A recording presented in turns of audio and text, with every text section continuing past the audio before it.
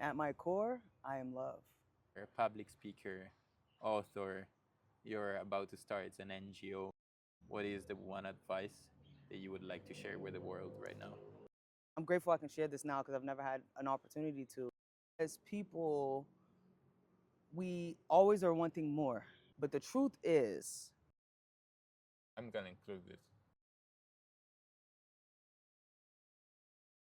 Khalia Butler, welcome to the Nomadic Pizza, the podcast in which we keep it light and fun and real.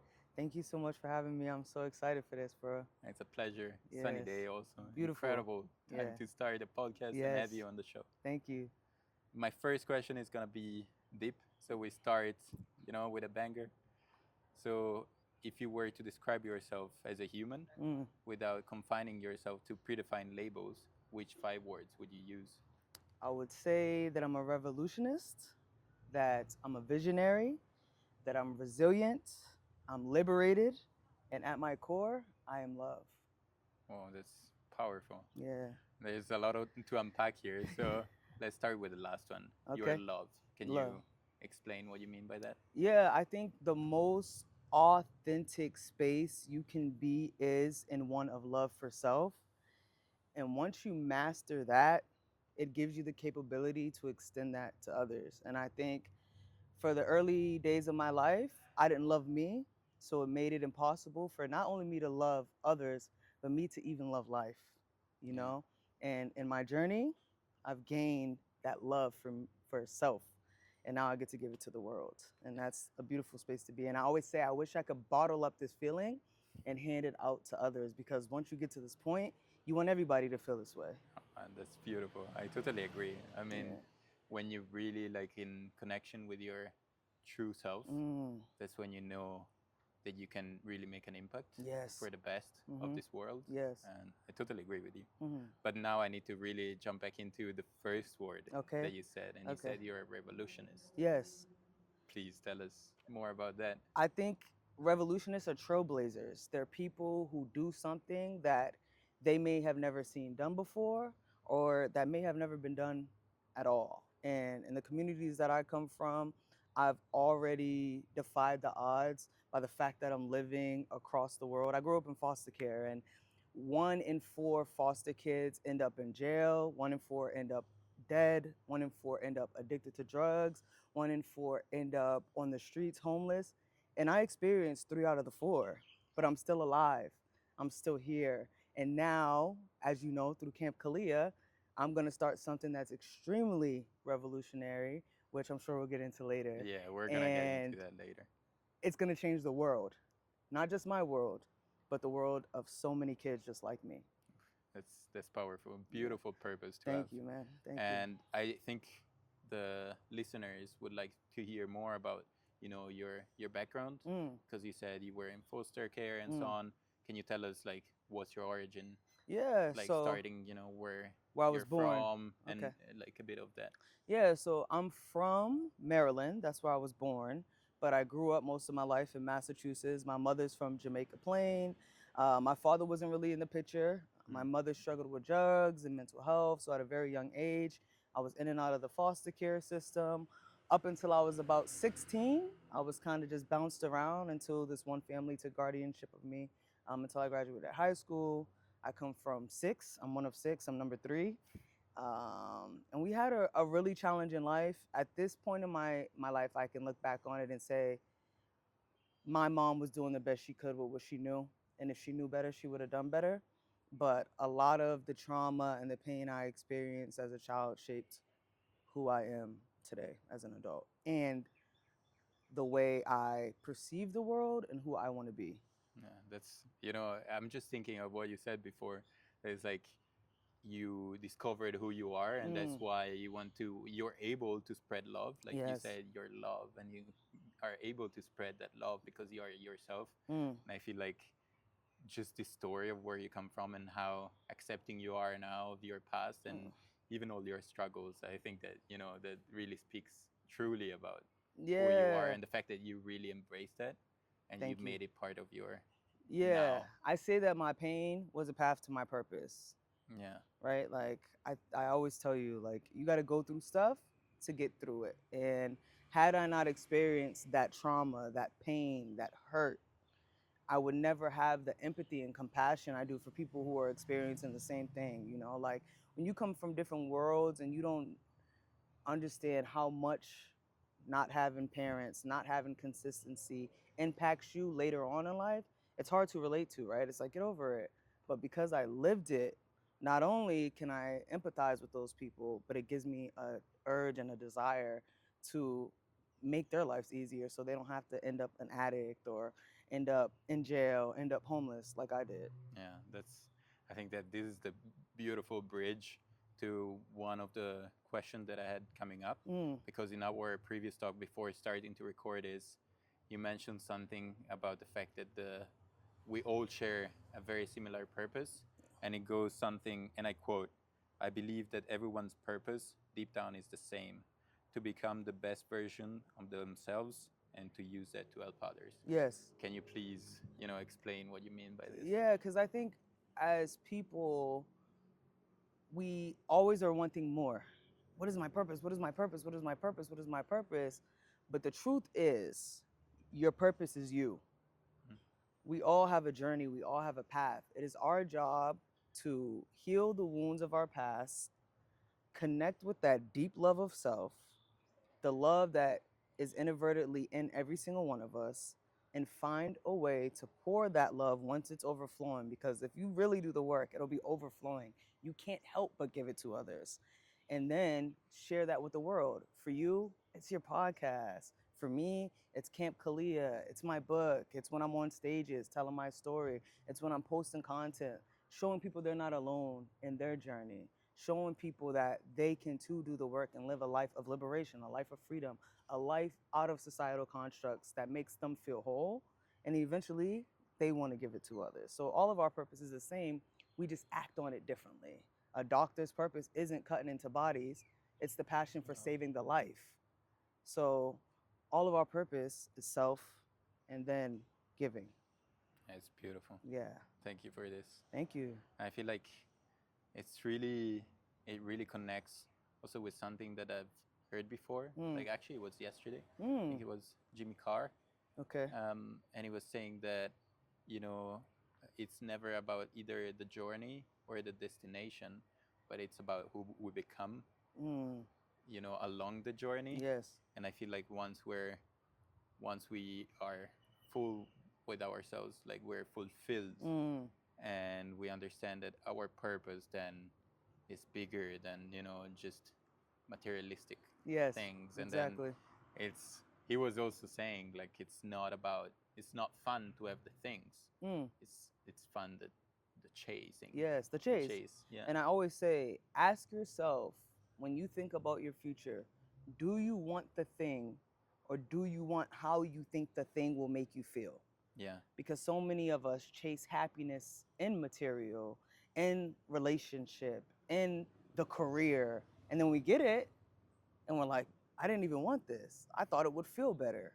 I thought it would make me happy. I thought it would bring me joy, yet I'm still miserable. So it's important to make sure that you're not chasing object, you're chasing self. Yeah. That's incredible. Mm. And I think I would like to link it to, you mentioned before this talk that it was a podcast that Mm. actually saved your life. And this is Yeah, also one of the big reasons why we're sitting here yeah, today. So can you tell us like about that part, yes, of course. and tell us like what is the series of event that brought you today to Chiang Mai in the north of Thailand? Yeah, so for me, Thailand has always been a bucket list place, but it was a dream that I thought would always be left on the pillow.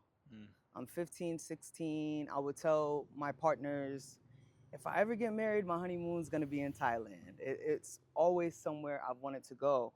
But because of my circumstances and because the life I lived as a child, as a preteen, as a young adult, I didn't think I'd ever get here. And when I finally decided to get sober, I had moved to Houston, Texas, because I was 1 year sober. I still was struggling with thoughts of wanting to take my own life, and I didn't get it. I did the work. I'm sober now. It's been a year, right? I did the thing, but I wasn't happy because I didn't do the work, the inner work. And I got to Houston. I was staying with a family member that fell through. I ended up homeless, and I was staying in my car. And I was watching Jay Shetty on purpose regularly because I couldn't find hope. I wasn't religious and I had nothing to hold on to. And a friend of mine, actually my therapist from rehab, was like, "You should watch Jay Shetty." And I started watching him religiously, 4 or 5 episodes a day. Wow. And he would say, like, a lot of people get in their own way because they don't start. I knew I had a voice, I knew I had a story, and I knew I wanted to tell it. But my circumstances wasn't that of someone who starts a podcast. So I started taking my car, driving to an abandoned car wash, parking in between the bay to funnel the noise from the street, and I would tape my script on my dashboard, put my phone on my steering wheel, and I would record my podcast, Comfortable in the Chaos. And I did my first 7 episodes out of that car before I got an apartment. Wow. Yeah, and it changed my life. Jay Shetty's wisdom forced me to look in. It's the first time I started meditating, first time I started doing the hard work, not the 9 to 5 work, the real work on me. Wow. That's like the most life-changing Yeah, and experience, it it started sounds. everything. Yeah, so after that, I started believing in myself. I started manifesting Thailand, and before you knew it, I was like, I'm going. I can do this. Why not me? Because at first it was like, why would a kid like me get to go to Thailand? But then I shift that perspective and say, why not me? Why don't I deserve to experience the same beauty in life that everybody else does? I called my aunt and said, hey, I'm moving to Thailand. Can I come live with you for 3 months so I can save some money? And she was like, you never even been out the country. And I said, yeah, but I want to do this. And it changed my life. How old were you at the time? I was 27, 27. 27, 28. How old are Yeah. you now? I'm Just for the 32, 32. 5 years ago. About, yeah, Yeah. yeah, yeah, yeah. Also, you mentioned something that I need to deep dive into, Yeah. and you said that you were 1 year sober when this happened, the situation in the car, Yes. with your podcast. Hmm. So can you explain, like, how long that was, like your addiction to which kind of substance, and Yeah. what was your life at the time? I think that my addiction started a lot younger than I knew, but at the time I didn't correlate it to addiction because you're 18, you're 19, you're 20. I was in the military. Drinking was normal. We have a good day of training, we're gonna drink. And then I'm 18, 19, I'm partying, I'm drinking. It wasn't really until I got older and I was isolating drinking. It wasn't something I was doing with people. I wasn't partying. Yeah. I was coming home from work and blacking out in my house every single day. I was putting myself in dangerous positions. I was drinking and driving. I almost hurt myself and somebody else drinking and driving the wrong way on the highway. And it didn't shake me. Nothing shook me because I was so focused on running away from myself. And a part of me didn't want to be alive. So I wasn't worried about what happened to me. And selfishly, it forced me to not worry about how my actions could also impact others. I was in a very dark place. I had a very abusive childhood. And I think as an adult, I grew super insecure. I felt like my parents didn't love me. How could anybody else? If the people who gave me life don't see my worth, then I must be worthless. And I drank to escape that. I had this exterior of charming, the popular cool kid, but inside, I was crying. I was hurt. I was running from myself, man. I was running from myself, and eventually I had enough, and I had to get sober. But that part of my life lasted nearly a decade. Wow. Nearly a decade, and I managed it well. So even when I went to rehab, people were like, "You're not an alcoholic," and I'm like, "If only come to my house." I had to throw away 100 bottles, and it was just for this past 3 weeks, you know. So, um, the thing with being a functioning addict, alcoholic, is a lot of people don't know, and you're suffering alone. Can you explain, like, functional addict at the Yeah. time, what meant for you? Yeah, so for me, I didn't realize how much I was an addict because my life didn't lose anything. Yeah, I had these reckless nights, but even jail didn't shake me because I still had a great job. I was making the most money I ever made. I went to work every day. I never was late. I did my job to a T. I was great at it. I was getting promotions. I had my dream apartment. I had my dream car. Outside looking in, I'm not an addict. I'm not an alcoholic. My mindset was people like my mother who dysfunctional addicts. Their life is in Falling disarray. apart. They're losing their kids. They can't keep a job. They're in and out of homelessness. That wasn't my circumstances. From the outside looking in, I had it all together. When I decided to get sober, it wasn't because I lost everything. It was because I lost myself. and I had enough of not knowing who I was.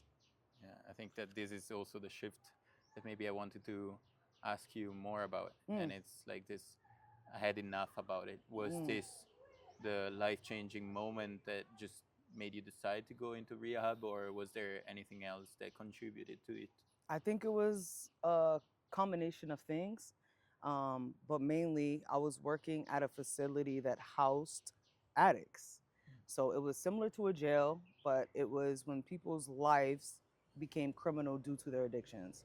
Okay. So they would go to this specific facility, you'd go there for a minimum of 90 days, and they would try to help you get sober and get back in the streets and get your life together. I had got promoted, and I'm going to work every day and I'm telling these gentlemen, get sobered. And they believed in me. And knowing they believed in me, but on my lunch break, I had to go have a beer because if not, I would have the shakes because I was withdrawing by the end of my shift. I felt like a hypocrite. And at the time, I thought that job was my purpose. I knew how I felt when I went into work every day, when a clinician didn't come into work and I got to hold the meeting for the guys and I got to tell my story, and when they would say, you don't understand, and I could say, actually I do. I've been in jail before. I've been in trouble before. I've lost people I love because of my addiction before.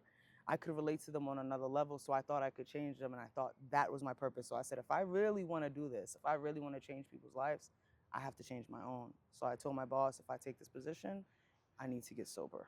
And I'm a person, if I put my mind to something seriously, I do it. So I went to Yeah. rehab because I had tried to get sober a million times before, but I'd never been to rehab. And this was how I knew I was serious this time. Did rehab work forever for you? Did you ever relapse? I've never relapsed. So my first serious attempt at sobriety, I went to rehab on the last day of August in 2020, and I wasn't sober until the first day of September because I got super lit on the way there. But this year, September 1st, I celebrate 5 years of sobriety. Well, Yeah, congratulations. thank you, brother. Thank That's you. big. Yeah, it's huge. It's like it's my fifth birthday. Like I turned 32 Yeah, this year. I didn't want to celebrate. I want to celebrate my 5 years of sobriety because that's when I chose to live. that's beautiful. Like I was just about to ask you, like you just called it like the fifth birthday, and I was like, do you feel like this is your actual life? Yes, I feel like I just started to live. I always say I feel more me today than I ever have in my entire 32 years of life. Like Khalia 2025 is the most I've ever felt like Khalia, the most I've ever known myself. When I decided to get sober, I decided to be born again. When you're born, you don't choose to be born. Of But course. when I chose to get sober, I chose to take my life back. And that's why I say I'm liberated. I've liberated myself from my past, from who I thought I had to be, from the box people try to put me in. And I get to turn 5 this year. And I feel like a 5-year-old, young, excited, ready to explore the world, curious, things that I couldn't do as a child because I was more worried about my safety Yeah. than living life itself. Just more risk taking, but also it's like it's more an embracing the experience. If Yes. it sounds like, Yes. Yeah. yeah, that's Yeah. beautiful. Yeah.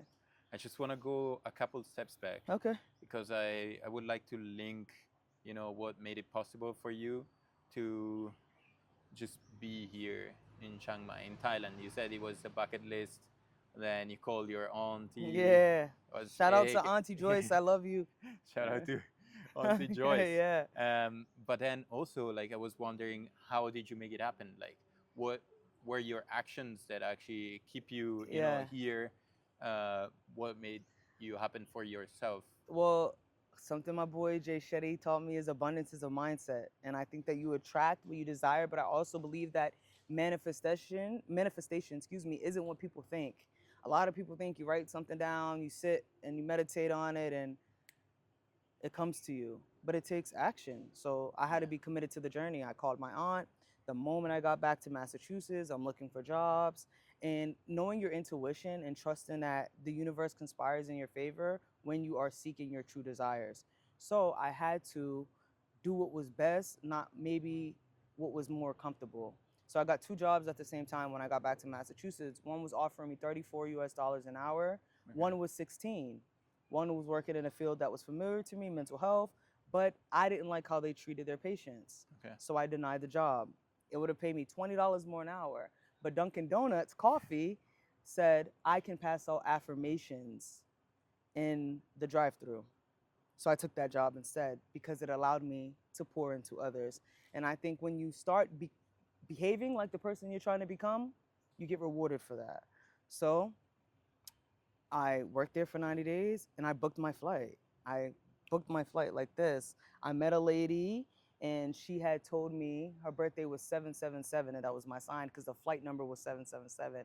And I said, "Universe, give me a sign if this is my flight, something will happen." I go to Uber to work and the lady's like, "Yeah, my birthday's coming up 777." I'm like, "Okay, I'm gonna book my flight." So I booked my flight. I get to Chiang Mai. I'm supposed to be doing a work away, but because I'm super tattooed, it falls through. Okay. And I'm living in Krabi at the time. I'm in a Facebook group called Chiang Mai Nomad Girls because I joined a few groups just to kind of, see, catch a feel where I wanted to be. Someone DMs me and says, "Hey, if you're ever in Chiang Mai, I would love to link up. I'm also from the States." So I end up going to Chiang Mai. I go to my first ever open mic night. I do some poetry. And the girl who I met introduces me to her friend who has an English teaching job. Okay. So she's like, "I'm teaching English. I'm moving though. It's no longer aligned. If you want it, I can get you in." The next day I go up to the school, I get the job. And it's been like that for me ever since I got here. So when people are like, "How did you adjust?" It wasn't hard. I feel like it was aligned. This is where I was supposed to be. And once I took the risk, everything else just fell into place. Yeah, it's incredible because also, all the coincidences, that feel like luck It's and so on. alignment. It's alignment. You were already moving towards the direction that you wanted to take. Mm-hmm. You were taking, the plan A without any plan B, C, Mm-hmm. or anything else. You were just committed to Yeah. come to Thailand. So, and also like with a job here that Yeah. actually allowed you to sustain yourself. Yeah. You just put yourself out there. Even when I came here, I only had $700 and no job. So I just knew I was meant to be here.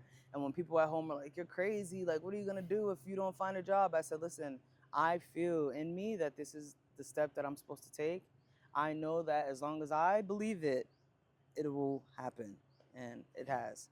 I mean, honestly, this is like one of my core beliefs is that 99% of the things that happen in your adulthood, you can influence them. Yes. You always come with a luggage, but I think that as you said right at the beginning of this podcast, like you accept that luggage, Mm-hmm. you decide that you need to work with it Mm-hmm. because you cannot forget it. Of course. You need to embrace your past, the person that you are becoming and you have become because of that luggage. Yes. But then every day you get offered a chance, Mm-hmm.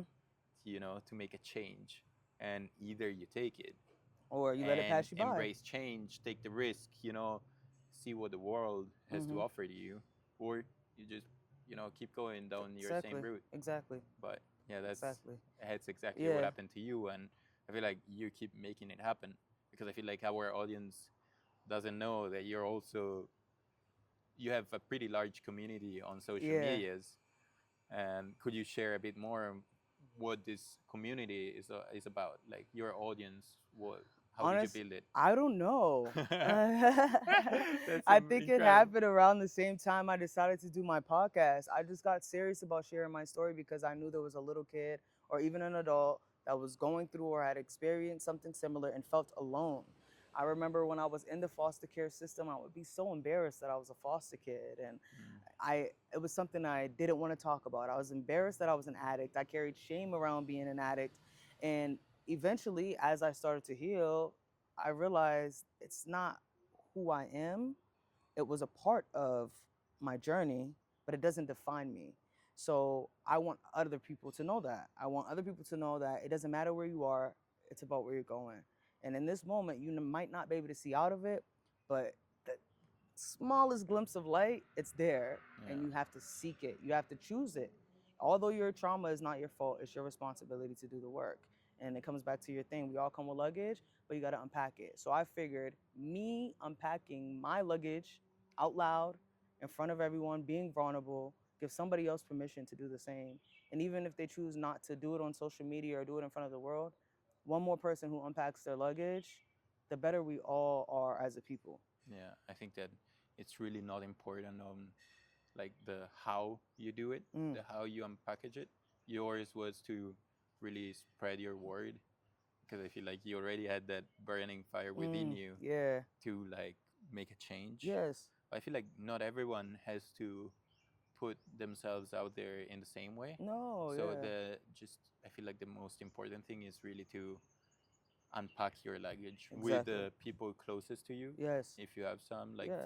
find your tribe, Yeah. because the most you unpack it, and that's also an experience that I had, and I had to struggle with. Like I found though that the most I unpacked myself, the most I opened my Mm. real self, the more like I attracted the people that were aligned with me. Yes, it's a beautiful thing. And like I get DMs all the time saying like I've gone to rehab because of you. Like I Oh, will that's never share this on social media, but I'm 30 days sober because you've committed to your journey and it made me believe that I could too.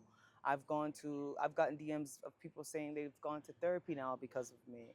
I had one of my followers, and I'm grateful I can share this now because I've never had an opportunity to, because I'm so proud of them. They wanted to take their own life, oh, and they started listening to my videos every day while they were homeless in their car, living with their dog. And they DM'd me and said, I just finally got an apartment, but I was homeless and suicidal. And your Instagram post was my morning cup of tea. It's what made me feel I can go another day. And as long as you posted, I knew I could go another day. So with my community, it's people who are living a life that I've gotten to get through. And now I get to be a beacon of light to help guide them in the same way. Even if some of them will never tell me, those are just the people who shared it, you know? So imagine how many people that I've impacted that didn't have the courage to say, hey, you helped me in that way. So as long as I know that there's one person I can impact, I'd post if I had 5 followers. So the numbers is just more together impactful. with the Yeah. consistency also. I Yes, guess I post every day. you Yeah, started like years what, ago. 4 years ago? Yeah. 2021, I Yeah, started posting. So yeah. people So only started following me really once I moved to Thailand. But I've been sharing my story for 4 years. I feel like that's the incredible power of social media. Mm, As much as it can hurt people, it can like just show the surface yeah. or like a shell Mhm. that people want to show to think, Oh, look at me. Yeah. exactly. But I feel like on the other hand, it's just an amplifier of like the real voices that there are Yes. still are like out there, and Yeah. they can bring positivity and like shine this bright positive light for someone else, and I agree. that's incredible. Mhm. I just wanted to touch, you said before, you mentioned that you're also like a speaker, Yeah. and I was wondering whether this is linked also to what you started with your audience, if that was like a part of something that you managed to secure for yourself or to get an access to because of that, or it was coming from another direction. It came from another direction, kind of. Like Okay. I was manifesting speaking engagements, right? Like after probably a year of posting to social media, I realized the magnitude of my voice and I wanted to be on stages. I wanted to share. I wanted to do, workshops and like really be out there in the communities, inspiring the communities. But I'm a published author. I have a Mm. children's book, Khalia's Journey to Joy, and I was looking for a way to promote my children's book. I used to go to the Boys and Girls Club after school as a kid to see my siblings because we were in separate foster homes. Okay. So the only way I could see them, because I wasn't allowed at visitation at the time, was to go to the Boys and Girls Club. So I started going to the Boys and Girls Club. It was my first job, and it dinged in my head. Children's book, Boys and Girls Club. So I reached out to the Boys and Girls Club in my city that I grew up in Massachusetts, and I was like, hey guys, anybody still work there that remember me? If not, I'm an alumni. My name's Khalia. I publish a children's book. I don't want anything from you but to post it on your Instagram. I Yeah. just wanted the marketing. And the president reached out and he was like, hey, let's hop on a Zoom call. And we hopped on a Zoom and he's like, tell me a little bit about your story. Like, I think it's super cool that you published this book. And while we were on the call, he bought 100 copies of my book on the spot and invited me to speak at their biggest fundraising event. It was my first ever speaking event at Gillette Stadium where the New England Patriots play. Shout out to Tom Brady. Um, and it completely was like my I am worthy moment, that all of this hasn't been in vain, that me talking to a man for 5 minutes made him know I believe in her. And he believed in me so much he was willing to pay for my flight if the Boys and Girls Club didn't. So it wasn't something necessarily my social media did. It's me putting myself out there and saying, hey, and the universe just kind of aligned Yeah. it. Yeah. Yeah, that's beautiful. Yeah. That's sort of how this podcast is coming alive. Naturally, Yeah, it's yeah. just like From a also, conversation on yeah, the stoop to rainy a night real positive, yeah. conversation on some stairs Yes. It's outside of beautiful. our accommodation here in Yeah, Thailand, and exactly. just like turning into Mm. a conversation to spread, I think, with the world. Yeah, I'm grateful, man. Yeah, and I just wanted to understand because it sounds like you have like you identify a problem, you identify a solution, and you just make it happen. Like you did it, with yourself. You started a podcast, and then you identified, I'm coming to this boys and girls club. I write a book so Hmm. that maybe it can be connected. Yes. What is something that you are working on right now? Camp Khalia, Camp Khalia Foundation. So it's going to be a nonprofit organization that allows youth 14 to 16 to come attend a 10-day wellness retreat in Thailand where they will learn mindfulness, emotional intelligence, healing the inner child. They'll also have an opportunity to learn financial literacy as it relates to scarcity and lack. They'll get to participate in just excursions. And for me, it's rooted in my own childhood and the lack of resources and tools and exposure to things like Thailand, like mindfulness, like yoga, meditation, breath work, something that never was spoken into me, but has completely changed my life. And what I struggle with a lot, being somebody who wants to live a life of purpose and impact, is wanting to impact my community, but not wanting to be there Yeah, because I have no desire to live in the States. So I was struggling mentally, like a tug of war, like, how am I going to help my own people if I'm all the way over here? And it clicked. You don't have to be there. You can bring them here, and this will change your life even more. We both agree that traveling is like a portal. You call it the accelerator. It shifts your yeah, perspective, your mindset, and in allowing these teenagers to come here, heal from the inside out, see the world from a different point of view. They know that they're not limited to their city, they're not limited to their state, they're not limited to their country, that the world can be theirs. They just have to be willing to take that leap. yeah. That's honestly like I'm totally with you on this. Mm, I'm a big supporter of Camp Kalia. yes. It's probably I'll try to be there to swing by and say Yeah, hey, come. hey Yes, I Kalia. would love that. Yeah, Yeah, I yeah. would But love it's to going to see. be revolutionary. Yeah, Yeah, yeah. That's also yeah, together yeah. with one of the first five keywords Yes, that so you use important to to me. I think that describe yourself. Camp Kalia is going to change the world. The first one is in July 2026, and we're going to start with 5 kids, and then hopefully every year we'll double it. I'm sure you're gonna make it. Yeah. Like If I put my a mind to hundred something, I percent. make it Yeah, yeah. happen. So I know it's going to Yeah, yeah. happen. It's incredible. Yes. And I would say, what's the just to you know strengthen this understanding that if you put your mindset to it, you just make it happen. What would you say is the one lesson, the single most important lesson for you that brought you to this belief? I think the most important thing I had to learn Yeah, was to believe that I am worthy and to give myself permission to go after the things that I wanted. I think that for so long, I didn't think I was enough. I didn't think I was worthy. I didn't think I was deserving. I struggled immensely with imposter syndrome. So okay. I've always been somebody who had these big dreams since I was a kid. When I was young in the foster care system, I used to say I wanted to open a group home for foster kids Mm-hmm. because the ones in my neighborhoods were terrible. The kids got treated horribly, and I wanted to create something where kids were safe, seen, free to dream, and it's always been embedded in me, but I didn't think I could do it. I didn't think I was worthy. I didn't believe in me. So I think the most important thing I had to overcome was that lack of self-worth, that lack of self-belief, and reminding myself and instilling in myself my worth and allowing myself to pursue the things that I want without this filter of who I was, the shame I carry about my past, saying, "You can't do that. You're a foster kid. You can't do that. Your mom was an addict. You can't do that. You grew up like this, or you were an addict. Who's gonna listen to you?" I mean, I struggled with that a lot. That somebody's gonna listen to this former alcoholic. Like my opinion or my voice matters, but it does matter. Yeah. And there's a huge demographic of people that struggle the same way I did that relate, and it just shows from my social media. And I'm just getting started. You know.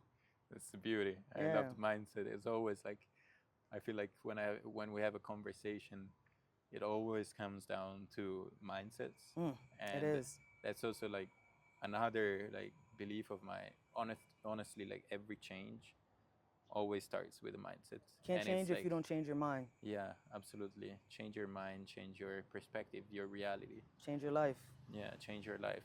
And the fact that also like this path of growth that you show with your words, Mm. it's like I'm getting chills right now, honestly. Like Yeah, it's and I'm so incredible. passionate about it, man. Yeah, I am, and I'm so passionate about other people. Like I said, if I could bottle this up and just like people didn't have to go through the hard stuff of facing yeah, their self and looking in the mirror and saying this is who I am and this part of me no longer works and I have to shed this version of me so this person can exist and I can just say here's a little capsule, I would because it feels so good to finally be here. But it started with a mindset shift. I had to get out of the victim mentality of, oh, this happened to me. I'm a foster kid. This person I lost. I lost this. I'm never worthy. I'm never enough. Poor me. And I had to say, my trauma wasn't my fault, but now it's my responsibility to unpack the luggage, to heal, to do the work. And it's changed my entire reality. I go from a broke kid in America with no direction to rich in spirit and love. I'm so abundant adult in Thailand that could just wish I could reach back and hug her because she never would have known. yeah. It's incredible. Like the shift.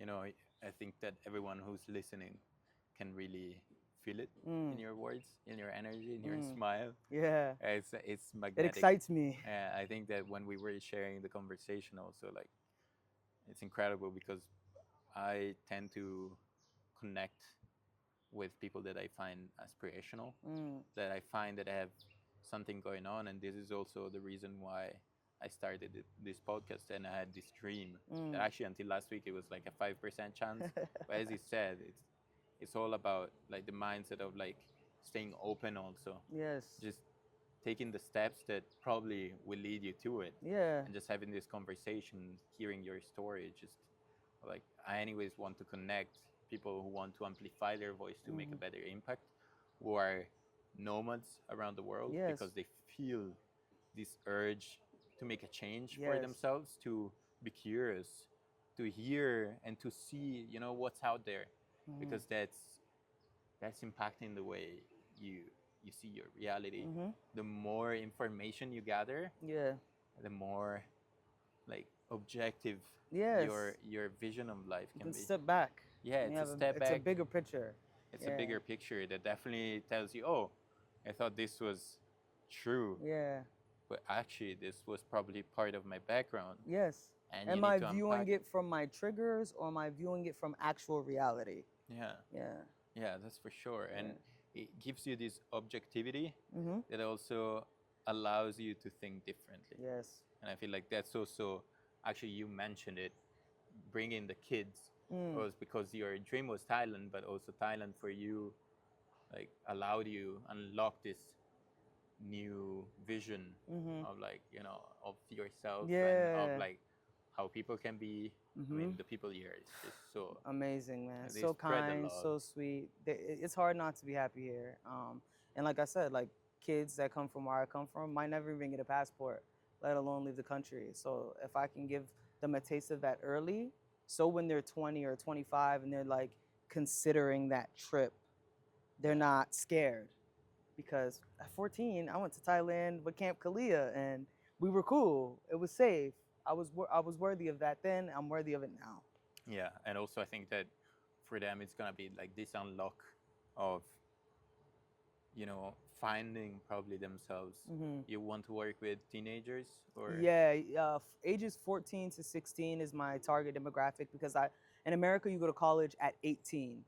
And once you are going into like your junior year, your senior year, you're deciding if you want to go to college, you want to be an engineer.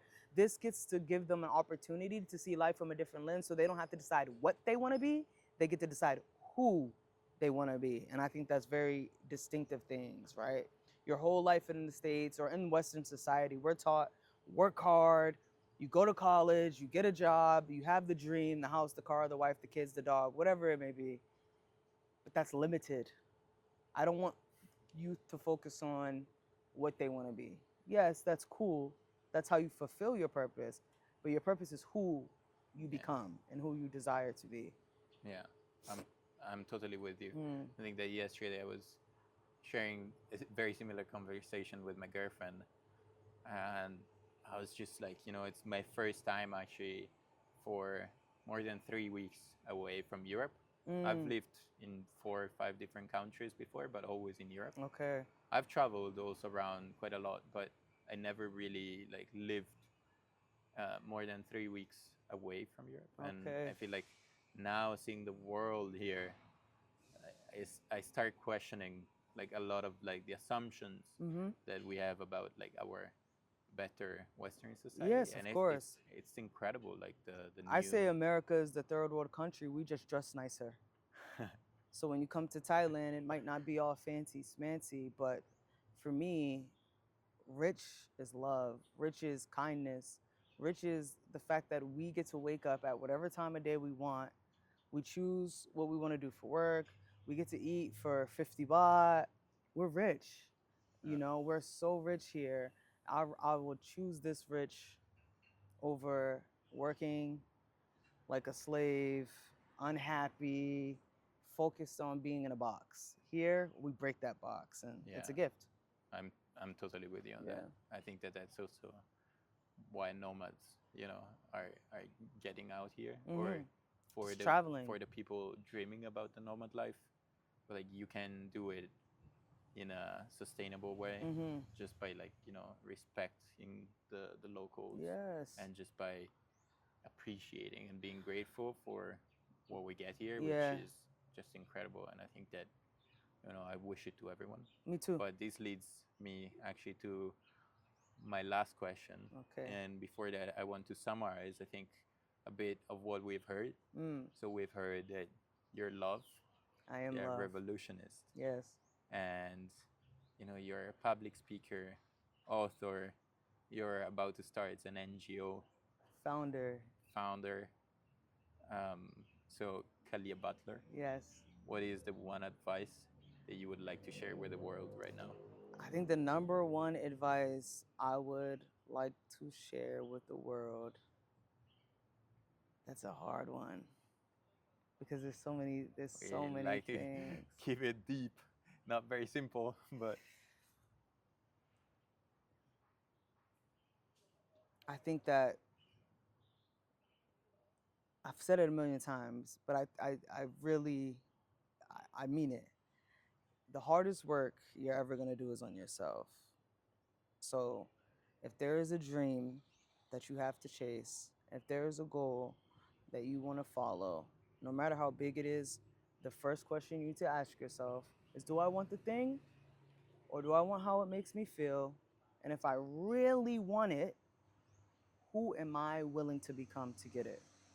And become that person over and over every day. I'm sober.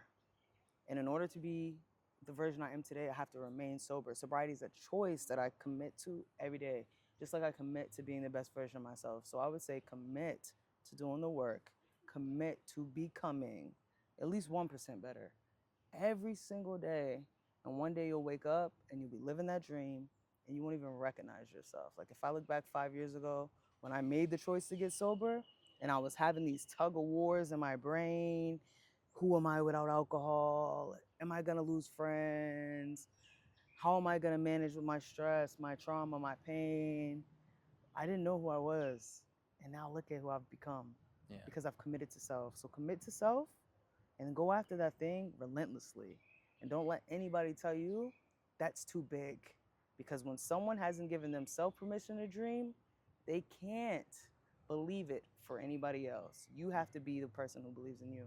yeah, it's beautiful thinking, honestly, beautiful Yeah. Yeah. advice. I think that everyone's really gonna cherish, Sorry. and I feel like it's really about the journey. It's gonna be a lot of ups and downs. Mm. It's gonna be a lot of struggles. Mm-hmm. It's not meant to be simple, No. not meant to be easy. I No. think that life really starts making sense when you understand that every achievement lies behind A challenge. a challenge. Mm-hmm. And I think that the beauty, the fun, it's really behind overcoming the challenge. Yes. And once you unlock that thinking, it's just like life starts Yeah, happening. and every challenge is another level of wisdom. You just get better at handling them, right? Like Thailand is a beautiful country, but like you said, life isn't simple. It isn't easy. Yeah. Being in a foreign country where you're away from everything that you've ever known, and you're navigating the ebbs and flows of making money abroad, visas, all that. It gets rocky, but once you learn that challenges are just preparing you for the next level of who you're becoming, you embrace them. Yeah. You embrace them. I don't Every- seek them, I embrace them. Yeah, every challenge, every discomfort makes you more, comfortable Mm-hmm. in a way. Like Yeah. you manage to settle stronger, deeper, more solid roots everywhere. And Yes. it's like we're both thousands of kilometers away from home. Yes. We're thousands of kilometers away from like familiar faces or comfort food. Yeah. But I think that on this note, we have a little Easter egg on Okay. this podcast. Okay. And because I'm from Italy, Okay. I want to, bring some of my comfort food, actually my favorite food. Favorite food. stereotypically. Okay. So with my guests, I love to share a hug Okay. and a slice of pizza. So do you want to hug first or eat Let's first? do a hug first. Okay. Thank you Lovely so much, conversation. Jojo. This has been It a was a pleasure, Khalia. conversation.